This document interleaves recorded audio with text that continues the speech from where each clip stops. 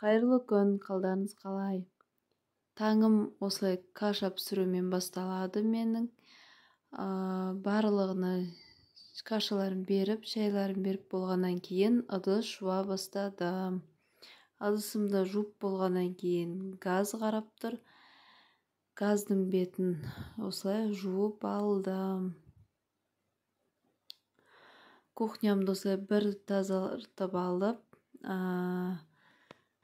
түске тауықтың етін салып қойды. Бала-шаға түскі обедтерін беріп алып, одан кейін дастарханды реттестіріп, жолдасыма обедін берді. Өстіп жүргенде қызым деген дастархан бетін шашып тастапты. Жинап, осылай пылесостап алдым. Осындай жер кухня тез шашылып кетеді.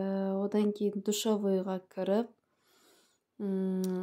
порошокты осындай кішірек ыдысқа құйып алдым да, стиральныйдағы алдындағы үйіліп тұрған киімдердің барлығын салып қосып қойдым.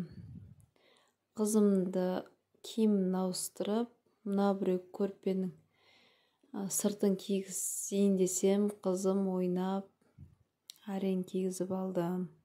Одан кейін далаға шығып, көмірді тасып, дайындап қойдым да, қораға кіріп, осылай қораның ішін тазаладым. Кешке шөптерін салдым. Одан кейін уже сиыр сауатын уақыт болды. Сиырды айдап кіргізіп, сауып алдым да үйге кіріп, кешкі асқа дайындала бастадым. Кеш болып кетті негізінде. Осылай тез тамақ жасадым.